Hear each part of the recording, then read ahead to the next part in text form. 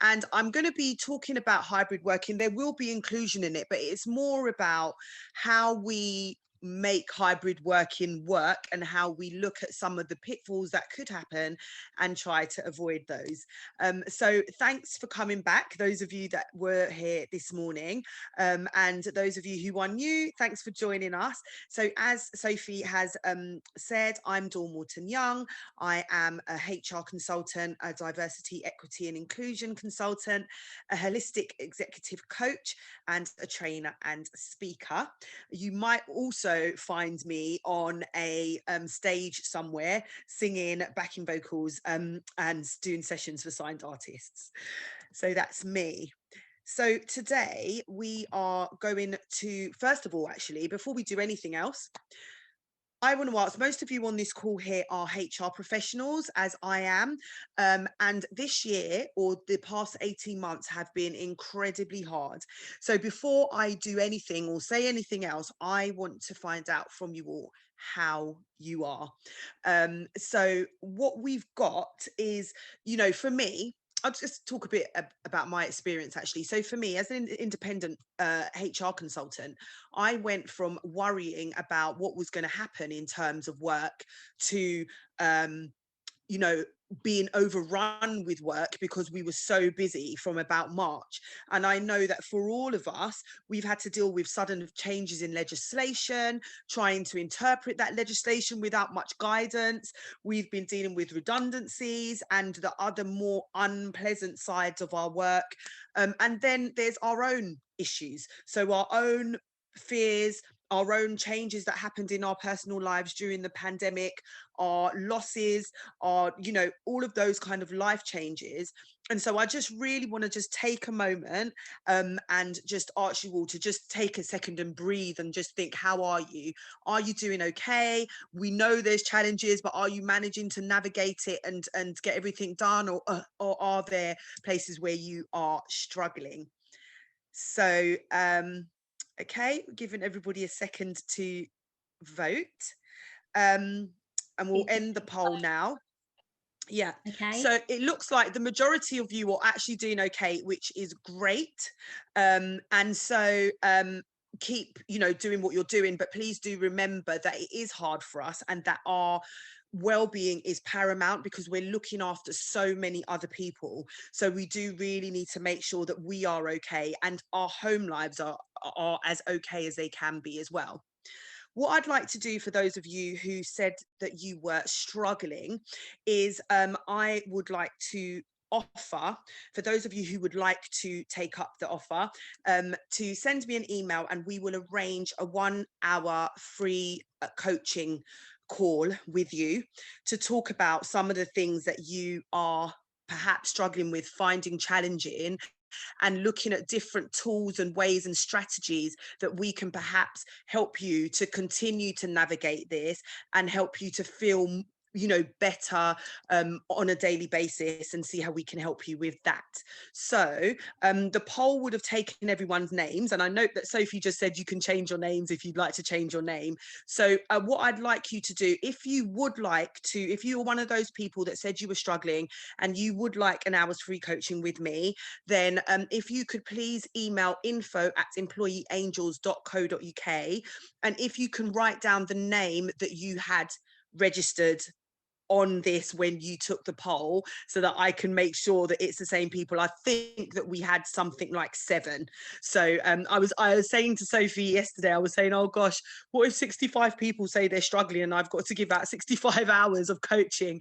But that would be fine. But yeah, so thanks for that. And anybody who is struggling and would like that, please do email me. And I wanted to give that to you before we went any further with this talk.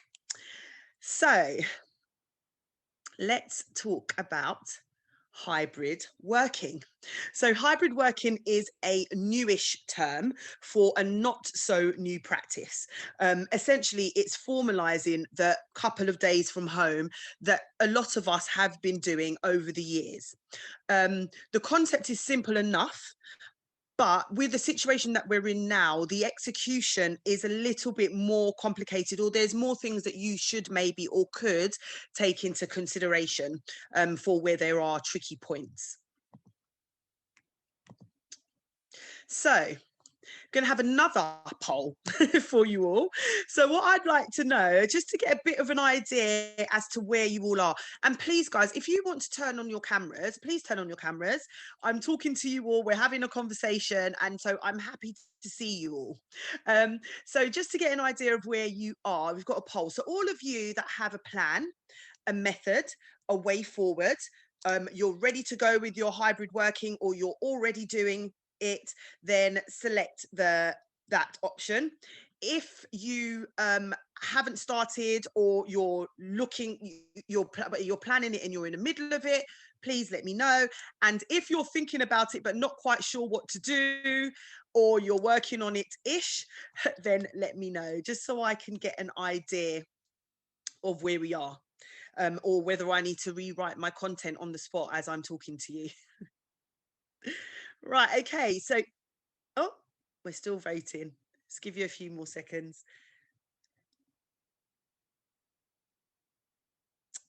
Okay, so it looks like over half of you anyway are already doing it, and you're in the middle of it. So there'll be some parts of this that will be applicable to you, as I just talk about things that you should be aware of and to keep in the scope. And if you're in the middle of planning it and thinking about it, I'm going to do a little bit around how you can do that and how you can get that execution going. So yes, thank you for that. Okay, sorry, now I'm trying to move the screen off my screen. Okay. Okay, great. So steps to hybrid. So if you are planning or you haven't started, then how do you do it? And obviously this is my overview. And Sophie, I don't know whether this is what you spoke about earlier. Did you give them the kind of what you thought were your steps? Am I overhashing something? Okay. No, all I shared is that it needs to be on people's agenda, and they need to be kind of thinking about how they're going to make it work for them. So I think this is perfect. Okay, that's great. So we've got here 3 steps to hybrid, and we've got infrastructure, employee opinion, and then we've got the kind of onboarding, execution, and all of that type of thing. So let's kind of look at these one by one. So infrastructure. So we all know that we have a lot of things that have happened over this 18 months that have changed how we work, and even as basic as our buildings and what we can do in our buildings and our offices, etc. So the first thing that I would say, we know that we have COVID guidelines considerations. How many people can we have on in a room? Do we need to have things like hand washing facilities, sanitization, social distancing? Is there screens that need to be put up? All of those things.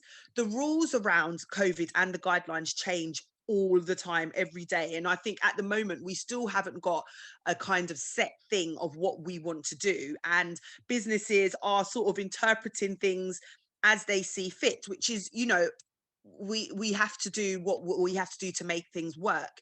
But these things are things that you need to consider. You can't just have everybody coming back into the office on a Monday and say, right, we're going to have hybrid working on Thursdays and Fridays, everyone's at home and everyone's in on a Monday, but yet the guidelines say that you shouldn't have that many people in the room at one time. So there are rules on numbers and space for the moment. So starting from scratch with everything from your health and safety, social distancing, sanitizing, all of those things. Then you can look at the functions and the need for visibility or presence in the office. So depending on the type of business that you have or the type of place that you work, what departments or who need to be present more often. So if you have a client facing business where people will come in and they'll be visiting you, then there may be things like your customer services, say for example, or your sales team that you might want to have in the office more. And then you've got also what can be done remotely. So what teams, what has been successful over this time that you thought, you know what, we didn't actually notice that we were working remotely with this particular function. So there also may be immediate strategic projects. So especially with where we are and where we've come through and people trying to rebuild and to get back on track, there may be some strategic projects that need to commence to help to facilitate your bounce back from the effects of COVID-19. And so what employees, what types of roles and skills do you need in the immediate future to be able to execute these projects and to get yourself back on track, and for how long? So once you've kind of gathered this information, you can use this to fit in with any space restrictions and enable you to ensure that the business needs come first as you're planning your hybrid working journey. So then we move on to employee opinion. So now that you've got the data from step one, you can approach the employees to get their preferred hybrid model for themselves, but you are doing this prepared with what the business needs. So you ask the right questions to the right people. So an example that I can think of with that is, say, for example, you need to have the IT department present in the office all the time so that they're able to service certain things for clients, or if you manage servers for clients, or things like that where you would need people within the office all the time, then it may be that you would ask people from the IT department to perhaps work 3 days a week in the office. I'm literally pulling numbers out of the air, so please don't quote me on any of these. This is obviously up to your business. So you may say to them, come in and work, can you work 3 days per week in the office rather than the 2 days per week that you may ask the accounting team to come in and work. So you would ask questions relating to people that may have existing or new medical conditions that they may have happened whilst they've been away, or that have been exasperated by the fact that they have been away, or COVID-19, or what has happened in the last 18 months. Any life-changing events that may have occurred, their general feeling about returning to the office. And that's just not for people that would have what we'd call an unseen disability. So people that perhaps have got a mental health issue. Multitudes of us may feel anxious about returning to the office, and then you're asking, what date would they be happy to return, and once you've gotten the feedback from this, then you can decimate this down through your teams, down through the line managers and the heads of department, so that they can start to arrange rotas, I guess, that take into consideration both the individual wishes and the business needs. And there are 3 pillars or areas that you can use to help inform how you kind of get these rotas and put these things together. So the 3 pillars. So this is what I'd like to say, what I think that you should take into consideration when looking at how to set up your hybrid model and how to have people into the office. So the first thing that I have here is social. So making sure that people have enough face-to-face time to feel included within the team, within the office, within the department, within the business. So some of us being away from work for this time, and we've spoken about this all the time, we've missed that face-to-face contact, that social contact. There are people that live on their own and they've been lonely at home. They haven't been able to even have friends because of the lockdown restrictions. And so what we want to create in our onboarding experience, or when we're bringing back people back into this new normal, new way of working, new hybridity, is to, I feel like I'm making up words today, hybridity. What we can do is to make sure that they do have enough social interaction and enough time to be able to spend time with their colleagues and to get back what they haven't had for the past 18 months, basically. So we also want to do things like having social events to kind of have that welcoming back culture, because that's my feeling. That's what we should be trying to promote, is kind of a welcome back culture. This is us going forward. There's a lot of uncertainty out there, and as employers, as businesses, as HR professionals, we can do so much to help people feel just that little bit more secure with what we do during the next few months and going forward. So the second pillar that I have here is career advancement. And people being away from work again for so long, some of your staff may have been furloughed, some may have been through a restructure process, even if they hadn't been made redundant. And so the kind of insecurity and again the uncertainty that people are feeling, both within themselves, their abilities, their, you know, how certain their employment is, all of those kinds of things. And so I think that what we need to do is to look at, make sure that there are people are involved in all of the things that are going on. We spoke about projects that could be instigated in your business. And so ensure that people in the office are in the office enough to be involved in these projects, accessing training, accessing mentorship programs if you've got any of that, having time to spend with each other if you've got employee support groups, so that they're in enough to be able to meet up and to kind of heal, because there is a lot to heal from as well in this situation. And then in terms of careers, making sure that they're involved in these things, sit down with the managers and look at what are they looking to achieve, as you would normally, you know, what are their career goals, what are they looking to achieve in the next 2 years or within the next year, how can you set them up, what are their training needs, talk about their careers. And I think it's more important to do this at the beginning, because it is a welcome back and we have been away for so long, and we need to set the tone and set the culture that what we're trying to do is to have a positive start to the future. So when you're looking at your rotas, make sure that people are in the office enough so that they can have access to the things that can help them to continue to advance their careers. And then the last pillar that I have here is well-being. So had a heavy year, just had lockdown protests, we've had the BLM Black Lives Matter movement and everything that happened with that, we've had COVID, we've had people that, you know, unfortunately would have lost people during this time, and people are healing from that emotionally. And there are those who have special needs, and I don't just mean those with disabilities, such as parents of children who may have a totally different childcare setup now.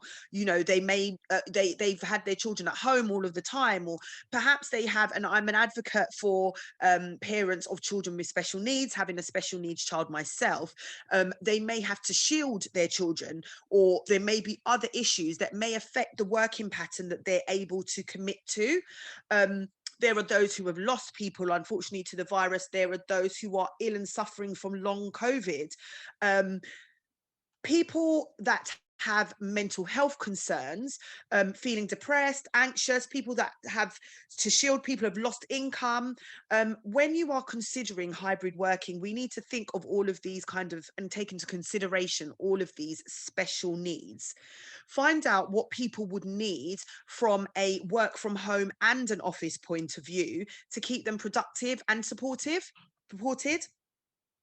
as their support needs may have changed over the time. There are also those with physical needs that may need a different kind of accommodation. If you can offer a working pattern that fits with their needs and the business needs, that will be an ideal situation. But I am definitely aware that is not always the case.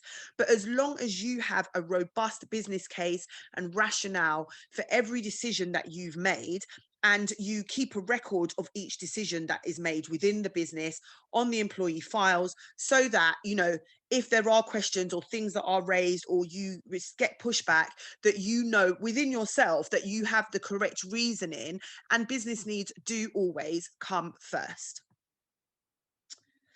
So then we move to onboarding. So once you've kind of set up your rotas, you've communicated that to your employees, and people are on board, when people are coming back. You, with onboarding, what you can do is in the first week or so, look at maybe having a town hall to welcome everybody back, walk through some of what has happened over the last year. We don't need to rehash all of the negativity, but reacquaint your team, let them know what the plans are with the business going forward, let them know where they fit into that. You would have noticed that I'm being very what's the word? I'm kind of really sticking in this point of making people feel welcome, making them feel as if they belong, making them feel as if they are part of this new world and new business going forward.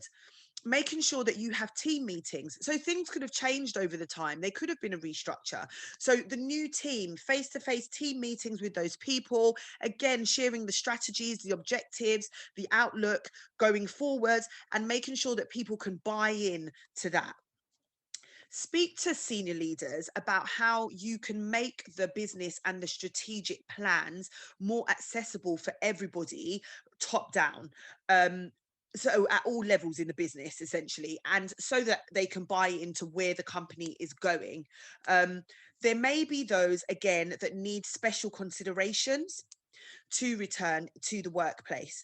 And so I've got here staggered return.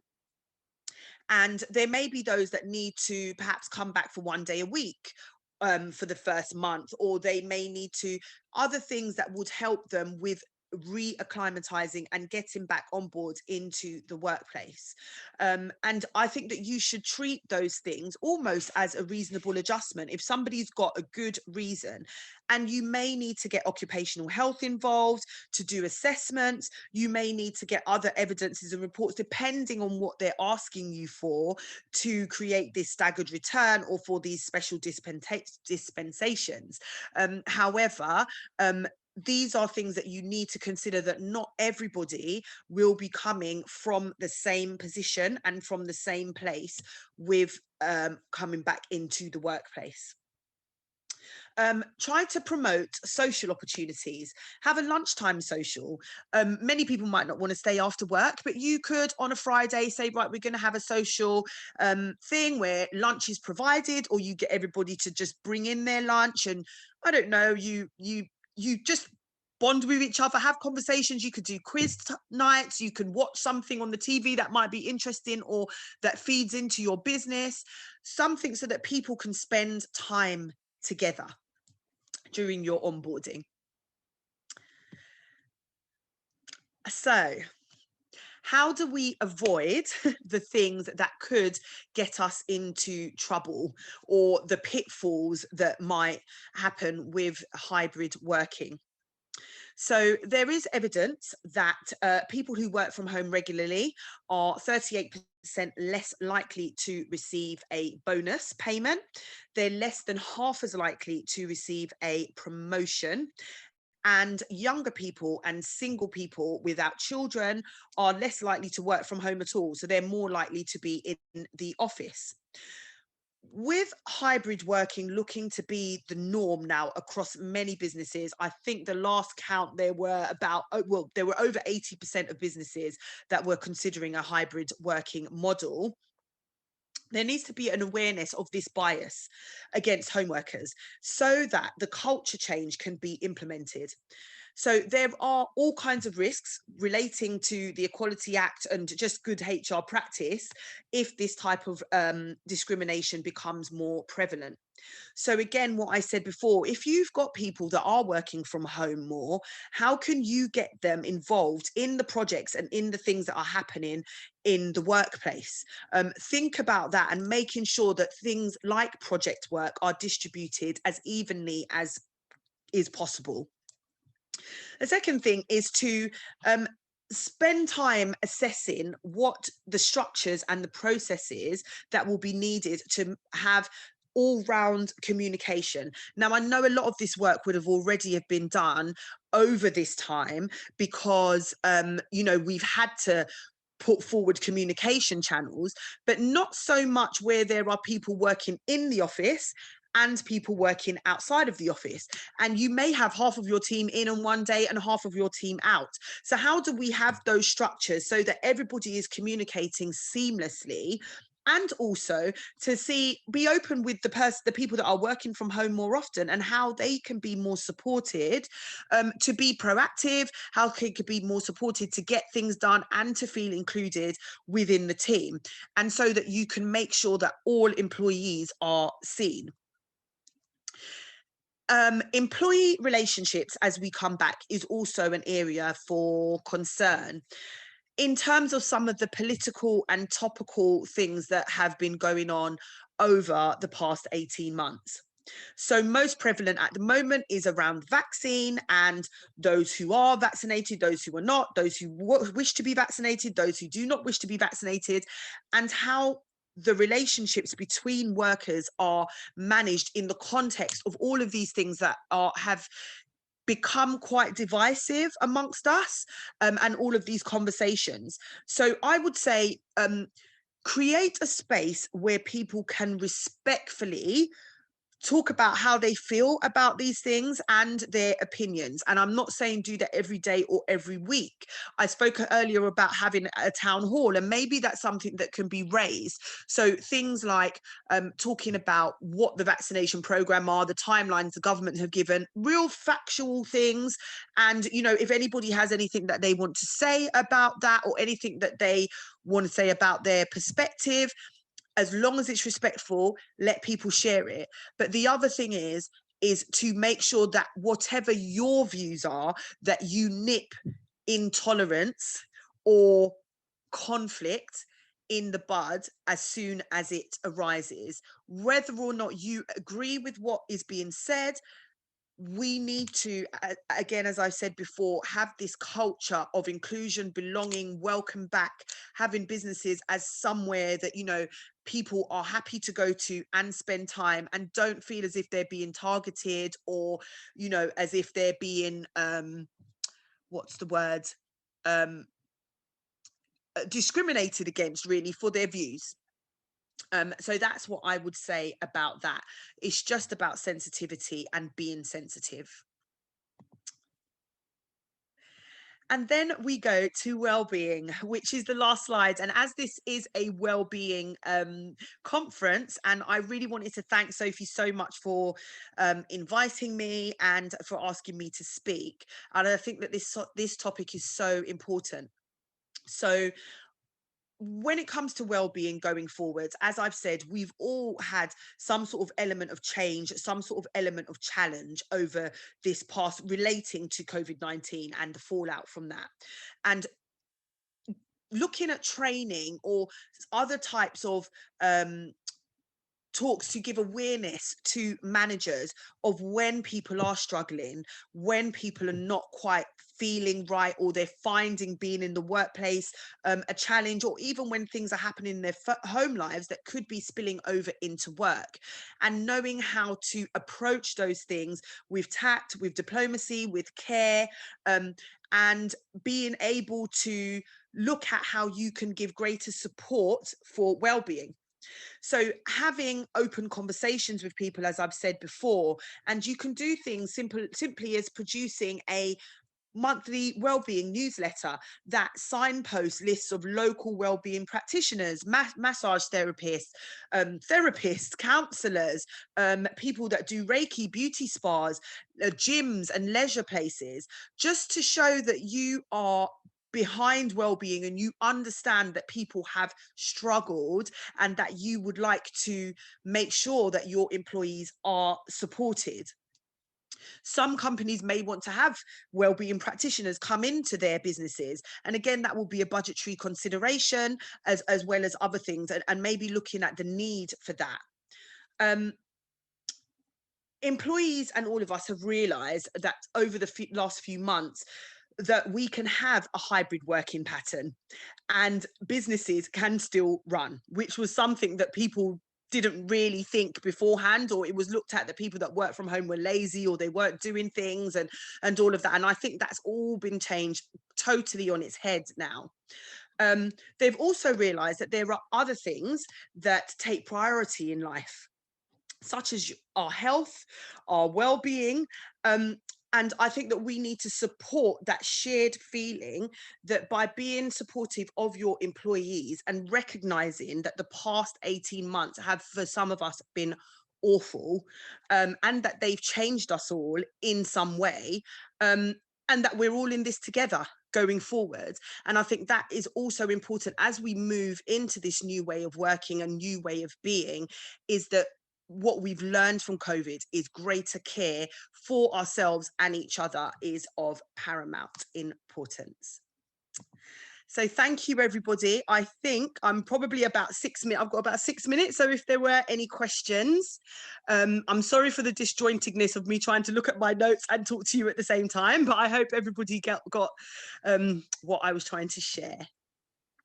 Dawn, thank you so much. I feel like maybe your session's been a bit quieter because people have probably been furiously taking notes. I know that I have, because everything that you shared is just, is obviously what everybody is talking about. Everyone's trying to figure out how to do this, how to do it properly.